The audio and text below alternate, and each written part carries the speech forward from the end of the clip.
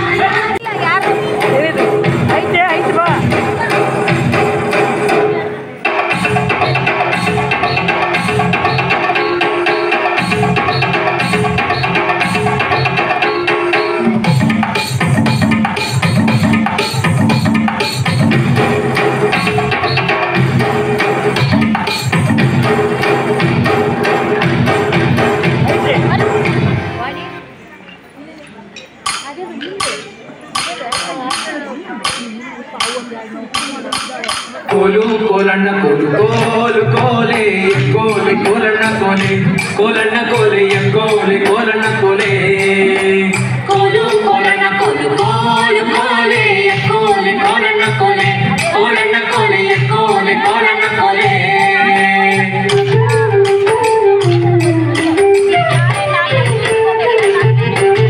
ನೀರಿಗೆ ಹೋಗೋ ಹೆಣ್ಣೆ ನಿಲ್ಲೇನ ಬರುತ್ತೀನಿ ನಿನ್ನಾಡಿ ನಿನ್ನ ಕೊಡದಾಡೆ ನಿನ್ನಾಡಿ ನಿನ್ನ ಕೊಡದಾಡೆ ನಿಲ್ಲು ನಿಲ್ಲೆನ್ನ ಬಳೆ ಕರೆದಾವೆ ಕೈಯ ಬಳೆ ಬೀರಾವೆ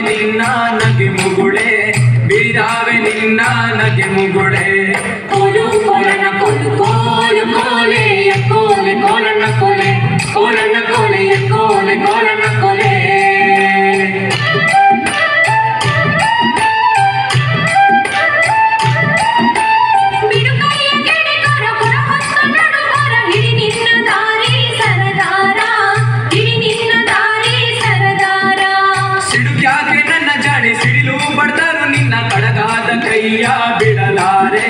ಕಡಗಾದ ಕೈಯ ಬಿಡಲಾರೆ ಕೋಲು ಕೋಲಣ್ಣ ಕೋಲು ಕೋಲು ಕೋಲೆ ಎಕ್ಕೋಲೆ ಕೋಲಣ್ಣ ಕೋಲೆ ಕೋಲಣ್ಣ ಕೋಲೆ ಎಕ್ಕೋಲೆ ಕೋಲಣ್ಣ ಕೋಲೆ ಕೋಲು ಕೋಲಣ್ಣ ಕೋಲು ಕೋಲು ಕೋಲೆ ಎಕ್ಕೋಲೆ ಕೋಲಣ್ಣ ಕೋಲೆ ಕೋಲಣ್ಣ ಕೋಲೆ ಎಕ್ಕೋಲೆ ಕೋಲಣ್ಣ ಕೋಲೆ ಕೋಲು ಕೋಲಣ್ಣ ಕೋಲು ಕೋಲು ಕೋಲೆ ಎಕ್ಕೋಲೆ ಕೋಲಣ್ಣ ಕೋಲೆ ಕೋಲಣ್ಣ ಕೋಲೆ ಎಕ್ಕೋಲೆ ಕೋಲಣ್ಣ ಕೋಲೆ ಎಕ್ಕೋಲೆ ಕೋಲಣ್ಣ ಕೋಲೆ ಕೋಲಣ್ಣ ಕೋಲೆ ಎಕ್ಕೋಲೆ ಕೋಲಣ್ಣ ಕೋಲೆ ಎಕ್ಕೋಲೆ ಕೋಲಣ್ಣ ಕೋಲೆ ಕೋಲಣ್ಣ ಕೋಲೆ ಎಕ್ಕೋಲೆ ಕೋಲಣ್ಣ ಕೋಲೆ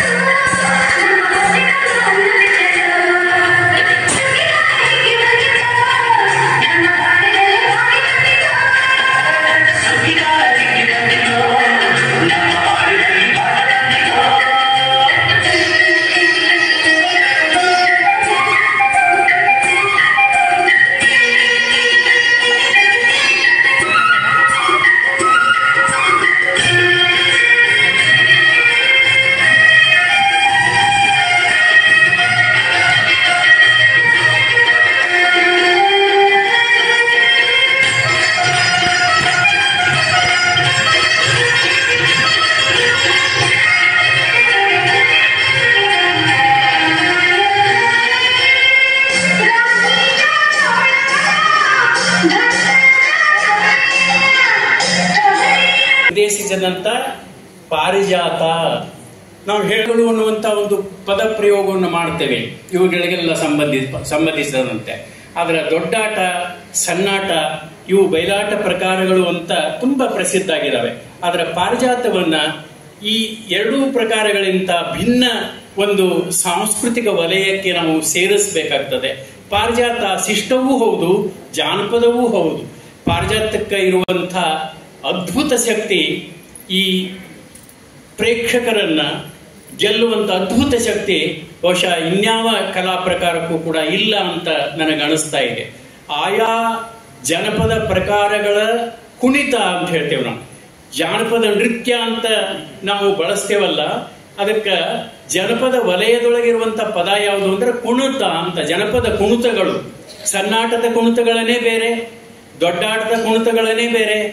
ದೇವರು ದೇವರಲ್ಲ, ಪಂಚಲೋಹದಿಂದ ಮಾಡಿದ ದೇವರು ದೇವರಲ್ಲ. ಸೇತು, ಬಂದ, ರಾಮೇಶ್ವರ, ಗೋಕರ್ಣ, ಕಾಶಿ ಮೊದಲಾದ ಅಷ್ಟ ದಿಕ್ಕುಗಳಲ್ಲಿ ದೇವರಿಲ್ಲ. ತನ್ನ ತಾನರಿದು ತಾನಾರೆಂಬುದಡೆ ತಾನೇ ದೇವರು ನೋಡ ಕೂಡಲ ಸಂಗಮ ದೇವ ಅಂತಕ್ಕಂತಹ ಬಸವಣ್ಣನವರ ವಚನವನ್ನ ಮನದಲ್ಲಿ ನೆನೆಯುತ್ತಾ ಜಾನಪದ ಸಂಶೋಧನಾ ಕೇಂದ್ರ ಧಾರವಾಡ ಡಾಕ್ಟರ್ ಪ್ರಭಾ ನೀರಲಗಿ ದತ್ತಿ ಉದ್ಘಾಟನೆ ಸಮಾರಂಭ ಹಾಗೂ ಮಹಿಳೆಯರಿಗಾಗಿ ಜಾನಪದ ನೃತ್ಯ ಸ್ಪರ್ಧೆ. ಈ ಒಂದು ಕಾರ್ಯಕ್ರಮದಲ್ಲಿ ಉದ್ಘಾಟಕರಾಗಿ ಆಗಮಿಸಿದ್ದಾರೆ ಡಾಕ್ಟರ್ ಬಾಳಣ್ಣ ಶಿಗಿಹಳ್ಳಿಯವರು, ಸಾಹಿತಿಗಳು, ಧಾರವಾಡ. ಇವರು ವೇದಿಕೆಯನ್ನು ಅಲಂಕರಿಸಬೇಕಾಗಿದೆ. ಅದೇ ರೀತಿಯಾದಲ್ಲಿ ದತ್ತಿದಾನಿಗಳಾದ ಡಾಕ್ಟರ್ ಸಂಜೀವ್ ನೀರಲಗಿ ಹಾಗೂ ಡಾಕ್ಟರ್ ಸಂದೀಪ್ ನೀರಲಗಿ ಇವರು ಕೂಡ ವೇದಿಕೆಯ ಮೇಲೆ ಆಗಮಿಸಬೇಕಾಗಿ ಅವರಲ್ಲಿ ಕೇಳಿಕೊಳ್ಳುತ್ತೇನೆ. ಅದೇ ರೀತಿ ಈ ಕಾರ್ಯಕ್ರಮದ ಅಧ್ಯಕ್ಷತೆ ಶ್ರೀ ಗುರು ಕಲ್ಮಠ್ ರವರು, ಅಧ್ಯಕ್ಷರು ಜಾನಪದ ಸಂಶೋಧನಾ ಕೇಂದ್ರ ಧಾರವಾಡ. ಇವರು ಕೂಡ ವೇದಿಕೆಯನ್ನು ಅಲಂಕರಿಸಬೇಕಾಗಿ ವಿನಂತಿ. ಹಾಗೆಯೇ ಈ ಕಾರ್ಯಕ್ರಮದ ಉಪಸ್ಥಿತರಲ್ಲಿರುವಂತಹ ಶ್ರೀಮತಿ ವಿಶ್ವೇಶ್ವರಿ ಭ ಹಿರೇಮಠ್, ಸಂಸ್ಥಾಪಕರು ಜಾನಪದ ಸಂಶೋಧನಾ ಕೇಂದ್ರ ಧಾರವಾಡ. ಇವರು ಕೂಡ ವೇದಿಕೆಯನ್ನು ಅಲಂಕರಿಸಬೇಕಾಗಿ ಅವರಲ್ಲಿ ಕೇಳಿಕೊಳ್ಳುತ್ತೇನೆ.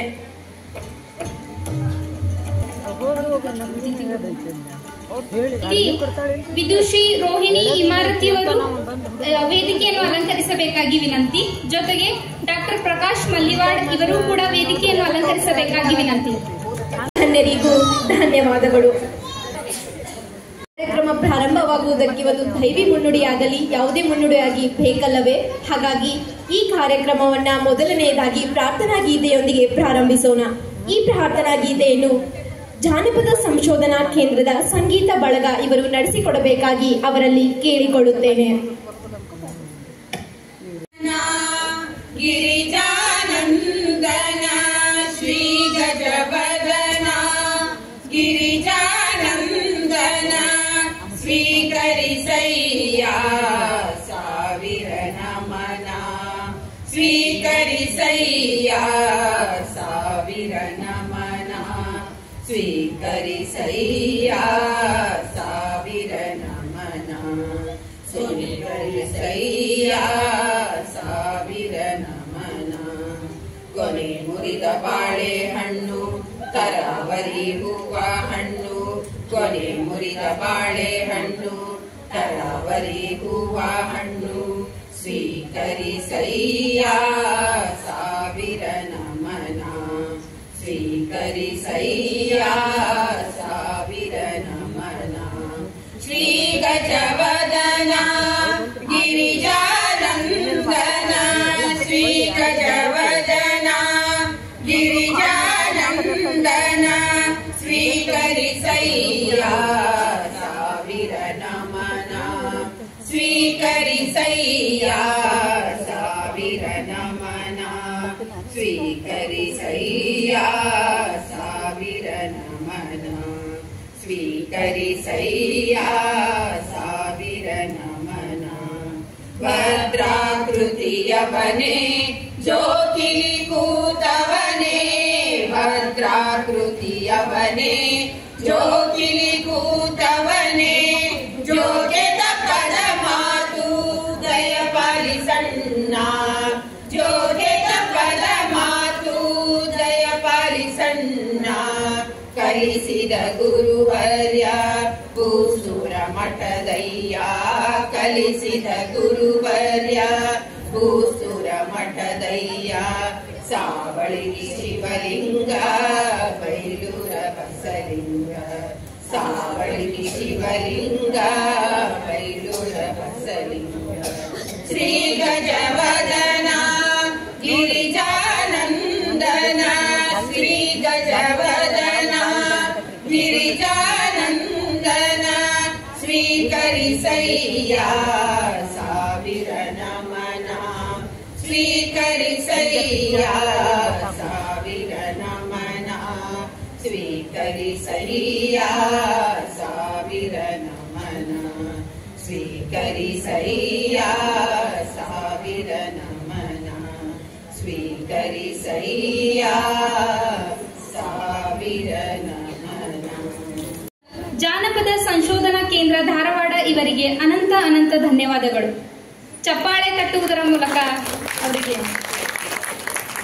ಇದೀಗ ಕಾರ್ಯಕ್ರಮಕ್ಕೆ ಆಗಮಿಸಿರುವ ಗಣ್ಯರಿಗೆ ಸ್ವಾಗತವನ್ನು ಕೋರುವವರು ನಾಗಭೂಷಣ್ ಹಿರೇಮಠ್, ಕಾರ್ಯದರ್ಶಿ ಜಾನಪದ ಸಂಶೋಧನಾ ಕೇಂದ್ರ ಧಾರವಾಡ.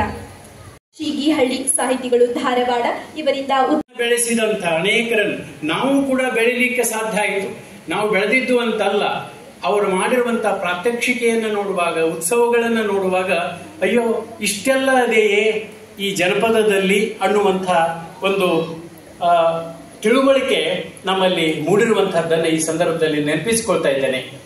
ಇಂಥ ಈ ಜನಪದ ಸಂಶೋಧನಾ ಕೇಂದ್ರ ವಿದೇಶದಲ್ಲಿ ಹೋಗಿ ಕೂಡ ಪಾರಿಜಾತದಂಥ ಒಂದು ಪ್ರಯೋಗವನ್ನು ಮಾಡಿ ಬಂದದ್ದು ಅನೇಕರಿಗೆ ಗೊತ್ತಿರಬಹುದು ಅಂತ ಅಂದ್ಕೊಳ್ತೇನೆ. ವಿದೇಶಕ್ಕೆ ಬಹುಶಃ ಉತ್ತರ ಕರ್ನಾಟಕದ ಜನಪದ ಪ್ರಕಾರ, ಜನಪದ ರಂಗಭೂಮಿ ಈ ವಿದೇಶಕ್ಕೆ ಹೋದಂತ ಯಾವುದಾದ್ರೂ ಉದಾಹರಣೆ ಇದ್ರೆ ಅದು ವಿಶ್ವೇಶ್ವರಿ ಮತ್ತು ಬಸಲಿಂಗಯ್ಯ ನಿರ್ದೇಶಿಸಿದಂತ ಪಾರಿಜಾತ. ನಾವು ಹೇಳಗಳು ಅನ್ನುವಂತ ಒಂದು ಪದ ಪ್ರಯೋಗವನ್ನು ಮಾಡ್ತೇವೆ ಇವುಗಳಿಗೆಲ್ಲ ಸಂಬಂಧಿಸಿದಂತೆ. ಅದರ ದೊಡ್ಡಾಟ, ಸಣ್ಣಾಟ, ಇವು ಬಯಲಾಟ ಪ್ರಕಾರಗಳು ಅಂತ ತುಂಬಾ ಪ್ರಸಿದ್ಧ ಆಗಿದ್ದಾವೆ. ಅದರ ಪಾರಿಜಾತವನ್ನ ಈ ಎರಡೂ ಪ್ರಕಾರಗಳಿಂದ ಭಿನ್ನ ಒಂದು ಸಾಂಸ್ಕೃತಿಕ ವಲಯಕ್ಕೆ ನಾವು ಸೇರಿಸಬೇಕಾಗ್ತದೆ. ಪಾರಿಜಾತ ಶಿಷ್ಟವೂ ಹೌದು, ಜಾನಪದವೂ ಹೌದು. ಪಾರಿಜಾತಕ್ಕೆ ಇರುವಂಥ ಅದ್ಭುತ ಶಕ್ತಿ, ಈ ಪ್ರೇಕ್ಷಕರನ್ನ ಗೆಲ್ಲುವಂತ ಅದ್ಭುತ ಶಕ್ತಿ ಬಹುಶಃ ಇನ್ಯಾವ ಕಲಾ ಪ್ರಕಾರಕ್ಕೂ ಕೂಡ ಇಲ್ಲ ಅಂತ ನನಗೆ ಅನಿಸ್ತಾ ಇದೆ. ಆಯಾ ಜನಪದ ಪ್ರಕಾರಗಳ ಕುಣಿತ ಅಂತ ಹೇಳ್ತೇವೆ ನಾವು. ಜಾನಪದ ನೃತ್ಯ ಅಂತ ನಾವು ಬಳಸ್ತೇವಲ್ಲ, ಅದಕ್ಕೆ ಜನಪದ ವಲಯದೊಳಗಿರುವಂತ ಪದ ಯಾವುದು ಅಂದ್ರೆ ಕುಣಿತ ಅಂತ. ಜನಪದ ಕುಣಿತಗಳು, ಸಣ್ಣಾಟದ ಕುಣಿತಗಳನ್ನೇ ಬೇರೆ, ದೊಡ್ಡಾಟದ ಕುಣಿತಗಳನ್ನೇ ಬೇರೆ, ಪಾರಿಜಾತದ ಕುಣಿತಗಳನ್ನೇ ಬೇರೆ. ಹೀಗಾಗಿ ಬೇಂದ್ರೆಯವರು ಅದಕ್ಕೆ ಕುಣಿಯೋಣು ಬಾರ ಕುಣಿಯೋಣು ಬಾರ ಅಂತ, ಕುಣಿಯೋದು ಅಂತ. ಕುಣಿಯೋದು ಆ ಪದ ಬಹಳ ದೇಸಿ ಪದ, ಅದು ಶಿಷ್ಟ ಪದ ಅಲ್ಲ. ಅಂತ ಜನಪದಕ್ಕೆ ಕುಣಿತ ಅನ್ನುವಂತ ಒಂದು ಪದ ನಾವು ಇಟ್ಟುಕೊಂಡ್ರೆ ಬಹಳ ಒಳ್ಳೆಯದು ಅನ್ನಿಸ್ತದೆ. ಜನಪದ ನೃತ್ಯಗಳು ಅನ್ನುವಂತ ಪದ ಪ್ರಯೋಗವನ್ನು ಮಾಡ್ತೇವೆ, ಆದರೆ ಜನಪದ ಕುಣಿತಗಳು ಅನ್ನುವಂಥದ್ದನ್ನ ನಾವು ವ್ಯಾಪಕ ವಲಯದೊಳಗೆ ಬಳಸಬಹುದು ಅಂತ ಅನಿಸ್ತದೆ. ಇಂಥ ಎಲ್ಲವನ್ನ ಪರಿಚಯಿಸಿದಂಥ ವಿಶ್ವೇಶ್ವರಿ ಇವತ್ತ ಎಷ್ಟು ಅದ್ಭುತವಾದಂತ ಒಂದು ಆಕರಗಳನ್ನು ಕಟ್ಟಿಕೊಟ್ಟಿದ್ದಾರೆ ಅಂತ. ಆಕರ ಅಂದ್ರೆ ಸೋರ್ಸ್ ಅಂತ ಹೇಳ್ತೇವೆ ನಾವು. ಸೋರ್ಸು ಬರೇ ಒಂದು ನಾಟಕ ಪ್ರಯೋಗ ಮಾಡಿಸಿ ಅಥವಾ ಒಂದು ಜನಪದ ರಂಗಭೂಮಿಯ ಪರಿಚಯ ಮಾಡಿಸಿ ಬಿಟ್ರಲ್ಲ, ಅದರ ಜೊತೆಗೆ ದಾಖಲೀಕರಣ ಮಾಡೋದಲ್ಲ. ಅದು ಯಾವ ಜನಪದ ವಿಶ್ವವಿದ್ಯಾಲಯವೂ ಮಾಡಲಾರದಂತ ಒಂದು ಕೆಲಸ ಅದು. ಇವತ್ತು ಇದನ್ನ ಬಹಳ ಕರಾರುವಕ್ಕಾಗಿ ನಾನು ಈ ಸಂದರ್ಭದಲ್ಲಿ ಹೇಳ್ತಾ ಇದ್ದೇನೆ. ಜನಪದ ವಿಶ್ವವಿದ್ಯಾಲಯ ಏನೂ ಮಾಡ್ತಾ ಇಲ್ಲ. ನಾನು ಟೀಕಿಸೋದಕ್ಕೆ ಇದನ್ನು ಹೇಳ್ತಾ ಇಲ್ಲ. ನಿಮ್ಗೆ ಗೊತ್ತದೆ, ಗೊಟಗೋಡಿ ಹತ್ತಿರ ಒಂದು ಜನಪದ ವಿಶ್ವವಿದ್ಯಾಲಯ ಇದೆ. ಈಗ ನಮ್ಮ ಸ್ನೇಹಿತರ ಇದರ ಕುಲಪತಿಗಳಾಗಿ ಕೆಲಸ ಮಾಡ್ತಾ ಇದ್ದಾರೆ. ಆದ್ರೆ ಅವರು ಹಾಕಿರುವಂತ ಯೋಜನೆ, ವಿಶ್ವೇಶ್ವರಿ ಬಸಲಿಂಗಯ್ಯ ಹಾಕಿರುವಂತ ಯೋಜನೆಗಳು ಪುಸ್ತಕ ಪ್ರಕಟ ಮಾಡಿದ್ರು. ಅದು ಪಾರಿಜಾತ ಇರಬಹುದು, ಪರಿಷ್ಕೃತ ಪಾರಿಜಾತ ಅಂತ. ಮೂಲ ಪಾರಿಜಾತವನ್ನು ಪರಿಷ್ಕಾರ ಮಾಡಿ ಜನಕ್ಕೆ ಯಾವುದು ಹಿತ ಅನ್ನಿಸ್ತದೆ ಆ ರೀತಿಯಲ್ಲಿ ಅದನ್ನ ಸಿದ್ಧತೆ ಮಾಡಿಕೊಟ್ಟಂತ ಒಂದು ಶ್ರೇಯಸ್ಸು ಅವರದು. ಆಮೇಲೆ ಸಂಗ್ಯಾಬಾಳ್ಯ ಅನ್ನುವಂಥ ನಮ್ಮ ಉತ್ತರ ಕರ್ನಾಟಕದ ಬಹಳ ಜನಪ್ರಿಯವಾದಂತಹ ಒಂದು ಆಟ ಅದು. ಅಂಥದ್ದನ್ನ ಪರಿಷ್ಕಾರ ಮಾಡಿ ಬಸಲಿಂಗಯ್ಯ ಇಟ್ಟೋಗಿದ್ರು. ಅವು ಇತ್ತೀಚೆಗೆ ಪ್ರಕಟ ಆಗಿದೆ. ವಿಶ್ವೇಶ್ವರಿ ಅವುಗಳನ್ನ ಪ್ರಕಟ ಮಾಡಿದ್ರು. ಆಮೇಲೆ ಜನಪದಕ್ಕೆ ಸಂಬಂಧಪಟ್ಟಂತ ಅನೇಕ ಪುಸ್ತಕಗಳನ್ನ ಅವರು ಹೊರತಂದಿದ್ದಾರೆ. ಅಷ್ಟೇ ಅಲ್ಲ, ಅವರ ಬಸಲಿಂಗಯ್ಯನವರ 50 ವರ್ಷದ ಅಭಿನಂದನಾ ಸಮಾರಂಭದಲ್ಲಿ ಸಿಡಿಗಳ ಮೂಲಕ ಎಲ್ಲರ ಈ ಜನಪದ ಸಾಹಿತ್ಯ ಪ್ರಕಾರ ಅಂತ ಹೇಳ್ತೇವೆ, ಹಾಡಿನ ಪ್ರಕಾರ ಅಂತ ಹೇಳ್ತೇವೆ, ಅವನ್ನೆಲ್ಲ ದಾಖಲೆಗಳನ್ನ ಮಾಡಿದ್ದಾರೆ. ಬಳಸಿಕೊಳ್ಳುವವರು ದುರ್ದೈವ ಯಾರೂ ಇಲ್ಲ. ಒಂದೊಂದು ವಿಷಯದ ಮೇಲೆ PhD ಮಾಡೋದಕ್ಕೆ ಸಾಧ್ಯ ಇದೆ. ದುರ್ದೈವ ನಮ್ಮಲ್ಲಿ ಜಾನಪದ ಅಂದ್ರೆ ಒಂದು ರೀತಿ ಅಸಡ್ಡೆ ಇದೆ. ಜಾನಪದ ಅಂದ್ರೆ ಅಸಡ್ಡೆ ಇದೆ. ನಮಗೆ ಶಿಷ್ಟ ಸಾಹಿತ್ಯದ ಬಗ್ಗೆ ಆ ಒಲವು ಕೂಡ ಇತ್ತೀಚೆಗೆ ಕಡಿಮೆ ಆಗ್ತಾ ಇದೆ. ಅಶಿಷ್ಟ ಸಾಹಿತ್ಯದ ಒಲವು ಈಗ ನಮಗೆ ಕ್ಷೀಣಿಸ್ತಾ ಇರೋದ್ರ ಬಗ್ಗೆ ಚಿಂತೆ ಮಾಡಬೇಕಾಗಿದೆ. ಜನಪದದ ಬಗ್ಗೆ ಎಂಥ ದೊಡ್ಡ ಸಂಪತ್ತು ಅಂದ್ರೆ ಒಂದೊಂದು ಹಾಡು ನಮ್ಮನ್ನ ಮನುಷ್ಯರನ್ನಾಗಿ ಮಾಡ್ತವೆ. ಒಗಟಿರಬಹುದು, ಒಡಪಿರಬಹುದು, ಗಾದೆ ಮಾತುಗಳಿರ್ಬೋದು. ನೀವು ಯಾವುದನ್ನ ತಗೊಳ್ರಿ, ಕರಿ ಸೀರಿ ಗರತಿ, ಗಿಡದಾಗಿರ್ತಿ, ಕರ್ದಾಗ ಬರ್ತಿ, ಇದು ಹಿಂಗಂದ್ರೆ ಏನು ಅಂತ ಬಹಳ ನಮ್ಮನ್ನ ಚಿಂತನೆಗೆ ಹಚ್ಚುತ್ತವೆ, ನಮ್ಮನ್ನ ಶಾರ್ಪ್ ಮಾಡ್ತವೆ. ಈ ಒಗಟುಗಳಂತ ಏನ್ ಹೇಳ್ತೇವಲ್ಲ, ಇವು ನಮ್ಮನ್ನ ಶಾರ್ಪ್ ಮಾಡ್ತವೆ. ಗಾದೆ ಮಾತುಗಳು ನಮ್ಮನ್ನ ಶಾರ್ಪ್ ಮಾಡ್ತವೆ, ನಮ್ಮನ್ನ ಹದನಗೊಳಿಸ್ತವೆ, ಹರಿತುಗೊಳಿಸ್ತವೆ. ಏನ್ ಹಿಂಗಂದ್ರೆ ಕರಿ ಸೀರಿ ಗರ್ತಿ, ಗಿಡದಾಗಿರ್ತಿ, ಕರ್ದಾಗ ಬರ್ತಿ. Very good. ನೀರ್ಲ ಹಣ್ಣು ಅನ್ನೋ ಒಂದು ಕಲ್ಪನೆಯನ್ನ ಕೊಡೋದಕ್ಕ ನಮ್ ಜನ ಯಾವ ವಿಶ್ವವಿದ್ಯಾಲಯದೊಳಗೂ ಓದಂತವ್ರಲ್ಲ. ಈ ರೀತಿ ಒಗಟುಗಳನ್ನು ಬರೆದವರು, ಗಾದೆ ಮಾತುಗಳನ್ನು ಬರೆದವರು ಅಥವಾ ಒಡಪುಗಳನ್ನು ಬರೆದವರು ಯಾರು ಗುಲಾಬಿ ಗುಂಪ, ನನಗಡ್ಡ ಬಾಳ ಕೆಂಪ ಹಿಂಗ್ ಹೇಳೋರು.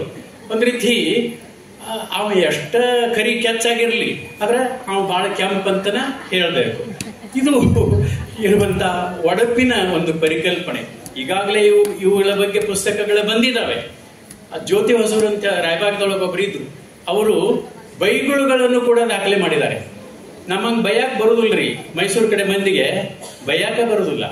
ನಾವು ಬೈ ಅಂದ್ರೆ ಬುಟ್ಟಿಗಟ್ಲೆ ಬೈತೇವೆ, ಅವು ಮುಗಿಯೋದೇ ಇಲ್ಲ. ಬೈ ಅಂದ್ರೆ 2 ದಿವಸ 3 ದಿವಸ ಬೈಬಹುದು ನಾವು. ಬೈಗಳು ಕೂಡ ಜನಪದ ಸಾಹಿತ್ಯದ ಒಂದು ಭಾಗ ಅನ್ನೋದನ್ನ ನಾವು ಗಮನಿಸಬೇಕಾಗಿದೆ. ಅದರ ಬಗ್ಗೆ ಜ್ಯೋತಿ ಹೊಸೂರಣ್ಣವರು ರಾಯಭಾಗದ ಒಬ್ಬ ದೊಡ್ಡ ವಿದ್ವಾಂಸ, ಜನಪದ ವಿದ್ವಾಂಸ, ಅವರು ಅವುಗಳನ್ನ ಸಂಗ್ರಹ ಮಾಡಿದ್ದಾರೆ. ಹೇಳ್ತಾ ಇದ್ರು ವಿಶ್ವೇಶ್ವರಿ, ಇತ್ತೀಚೆಗೆ ಇಲ್ಲಿ ಒಡಪುಗಳ ಒಂದು ಒಡಪುಗಳನ್ನ ಕುರಿತು ಒಂದು ಕಾರ್ಯಕ್ರಮವನ್ನು ಮಾಡಿದ್ರಂತೆ. ಅದಾಗ ಅವ್ರಿಗೆ ಸಂತೋಷದಿಂದ ಹೇಳ್ತಾ ಇದ್ರು, ಎಷ್ಟು ಚೆನ್ನಾಗಿ ಹೇಳ್ತಾರ್ರಿ ನಮ್ಮ ಹೆಣ್ಮಕ್ಕಳು ಒಡಪುಗಳನ್ನ. ಅವನ್ನೆಲ್ಲ ನಾನು ಸಂಗ್ರಹ ಮಾಡಿದ್ದೇನೆ. ಮೊದಲು ಒಂದು 100 ಸಂಗ್ರಹ ಮಾಡಿದ್ದೆ. ಈಗ ಕಾರ್ಯಕ್ರಮ ಆದ ಮೇಲೆ ಬಹಳಷ್ಟು ಒಡಪುಗಳು ನನಗೆ ಸಿಕ್ಕಿದಾವೆ. ಅವುಗಳನ್ನ ನಿಮ್ಮನ್ನೆಲ್ಲ ದಾಖಲಿಸ್ತಾ ಇದ್ದಾರೆ ವಿಶ್ವೇಶ್ವರಿ. ಅಷ್ಟೇ ಅಲ್ಲ, ನಿಮ್ಮನ್ನ ಒಂದು ರೀತಿ ತರಬೇತುಗೊಳಿಸುವ ಕಾರ್ಯದ ಜೊತೆಗೆ ಅವರು ನಿಮ್ಮನ್ನ ದಾಖಲಿಸ್ತಾ ಇದ್ದಾರೆ. ಅದು ಬಹಳ ಮಹತ್ವದ್ದು. ನೀವೆಲ್ಲ ನೋಡಿರ್ಬೋದು.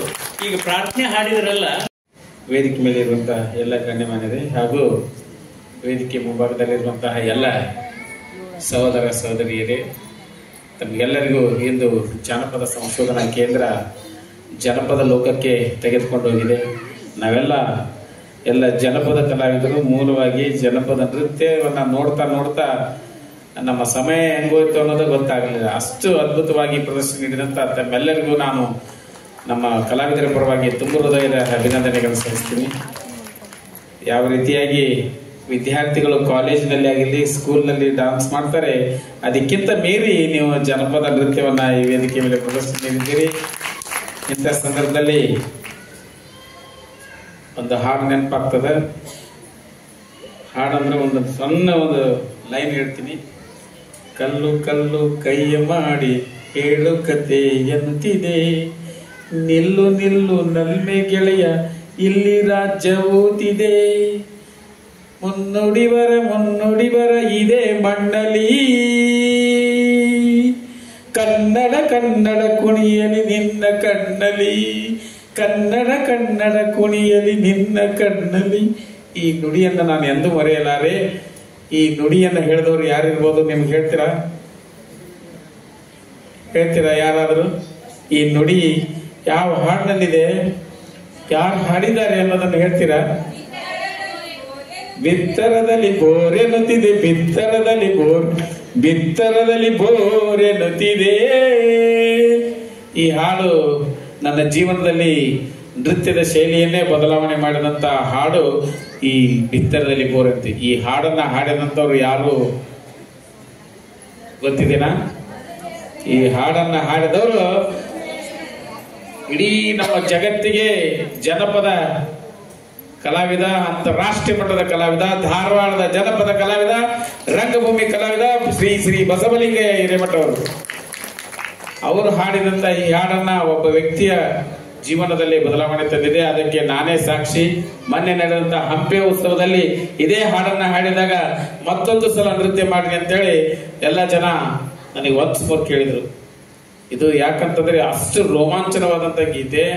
ಇದರಲ್ಲಿ ಗತ ವೈಭವ ಸಾರುವ ಕನ್ನಡ ನಾಡು ನುಡಿ ಬಗ್ಗೆ ಹಿರಿಮೆಯನ್ನ ಸಲ್ಲಿಸುವಂತದ್ದು ಮತ್ತು ವೀರ ಶೂರರ ರಾಣಿ ಚೆನ್ನಮ್ಮ ಸಂಗೊಳ್ಳಿ ರಾಯಣ್ಣರ ಎಲ್ಲ ರೂಪಗಳನ್ನ ತೆಗೆದುಕೊಂಡು ಅವರ ಪಾತ್ರವನ್ನ ಅತ್ಯಂತ ಶ್ರೇಷ್ಠ ಮಟ್ಟಕ್ಕೆ ತೆಗೆದುಕೊಳ್ಳುವಂತ ಹಾಡಾದರೆ ಅದು ಬಿತ್ತರದಲ್ಲಿ ಬೋರೆನ್ನುತ್ತಿದೆ. ಅದನ್ನ ಹಾಡಿದವರು ಶ್ರೀತ ಬಸವಲಿಂಗಯ್ಯ ಹಿರೇಮಠ ಅವರು ಕೊಟ್ಟಂತಹ ಈ ಜನಪದ ಸಂಶೋಧನಾ ಕೇಂದ್ರವನ್ನ ಇವತ್ತು ಮುನ್ನಡೆಸ್ತಾ ಇದ್ದಾರೆ. ಅವರು ಎಲ್ಲರ ಅಕ್ಕ, ನಮ್ಮೆಲ್ಲರ ಅಕ್ಕ ವಿಶ್ವೇಶ್ವರಿ ಹಿರೇಮಠ ಅವರಿಗೆ ನೀವೆಲ್ಲರೂ ಚಪ್ಪಾಳೆ ತಟ್ಟಿ ಇವತ್ತಿನ ಕಾರ್ಯಕ್ರಮ ಯಶಸ್ವಿಗೆ ನೀವು ಅಭಿನಂದನೆಗಳು ಸಲ್ಲಿಸಬೇಕು.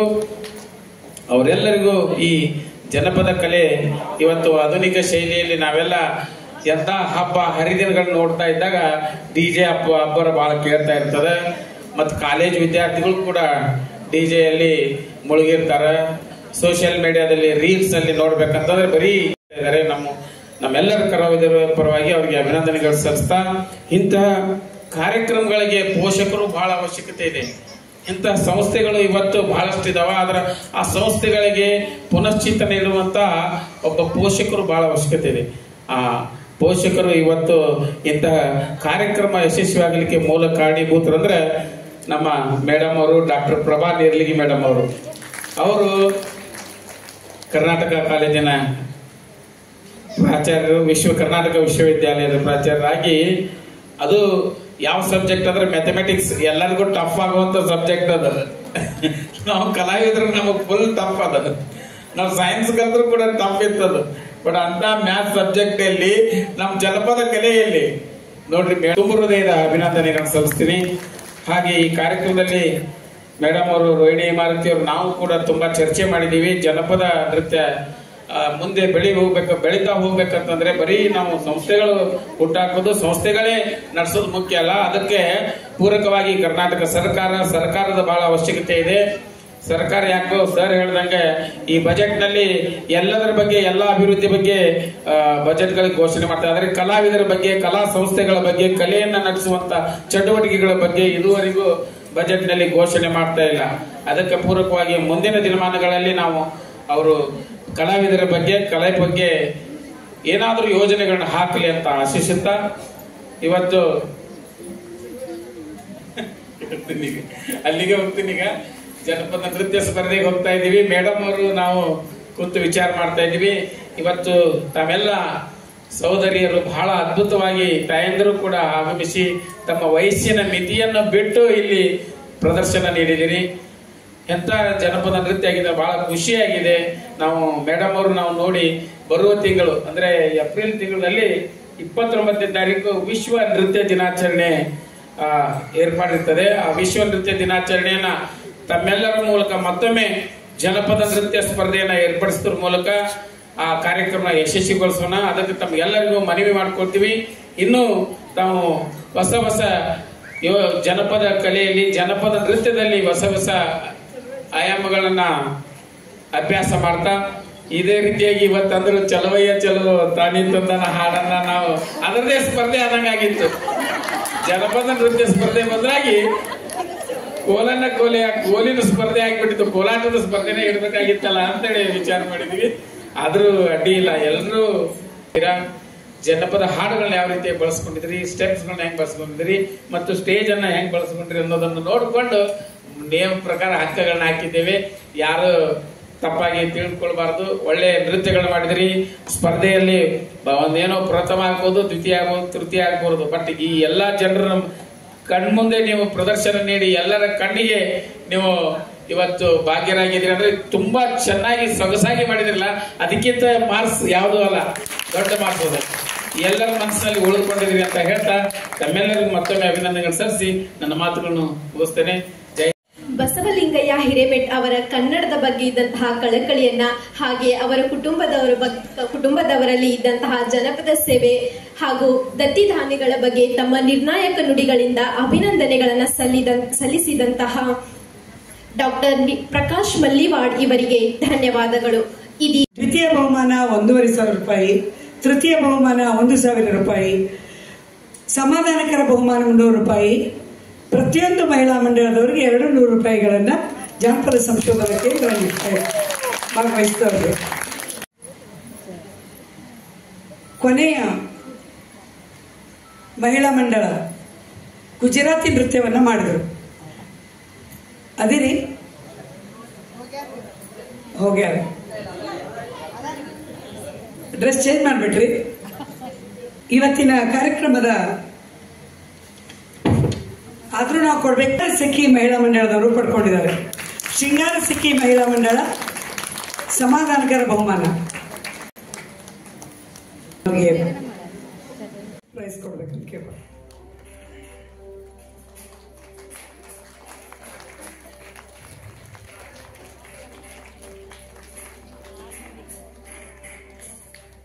ಮೂರನೇ ಬಹುಮಾನ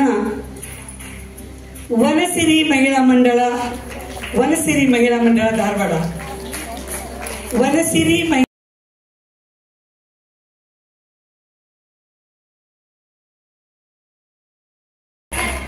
ಇದೀಗ ದ್ವಿತೀಯ ಬಹುಮಾನ, ಎರಡನೆಯ ಬಹುಮಾನ ಪ್ರಿಯಕಾರಿಣಿ ಮಹಿಳಾ ಮಂಡಳ ಧಾರವಾಡ.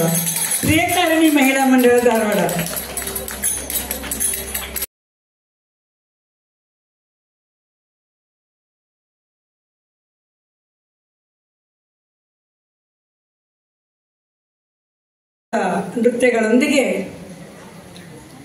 ಆಗಲೇ ವಿದುಷಿ ಮೇಡಮ್ ಅವರು ಹಾಗೆ ಪ್ರಕಾಶ್ ಮಲ್ಲಿವಾಡ್ ಅವರು ಹೇಳಿದಂಗ ಎಲ್ಲ ಪರಿಕರಗಳ ಬಳಕೆ, ನಿಮ್ಮ ನೃತ್ಯ ಸಂಯೋಜನೆ ಇವುಗಳನ್ನೆಲ್ಲ ನೋಡಿ ಈ 4 ಬಹುಮಾನಗಳನ್ನು ಸಪರೇಟ್ ಆಗಿ ಆಯ್ಕೆ ಮಾಡಿದ್ದು. ಪ್ರಥಮ ಬಹುಮಾನವನ್ನ ಶ್ರೀರಂಜನಿ ಮಹಿಳಾ ಮಂಡಳ ಧಾರವಾಡ ಪಡ್ಕೊಂಡದ.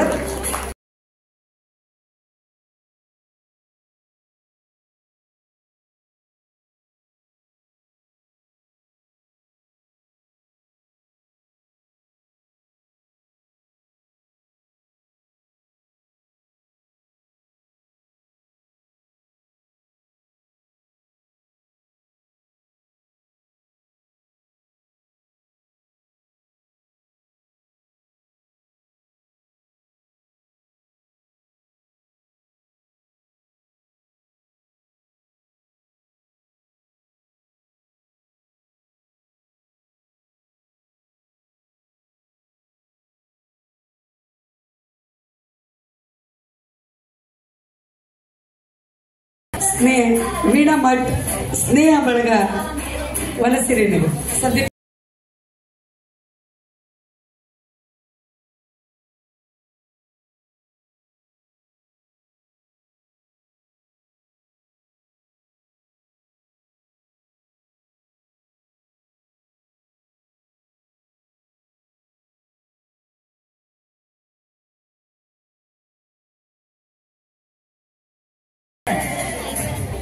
ಮಹಿಳಾ ಮಂಡಳ.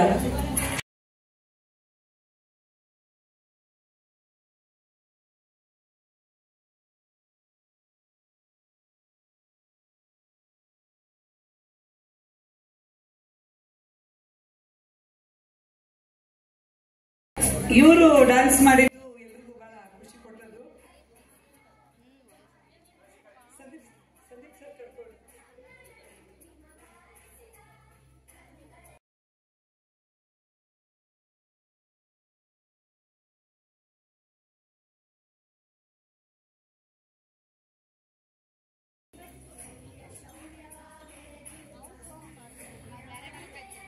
ಉನ್ನತಿ ಮಹಿಳಾ ಮಂಡಳ.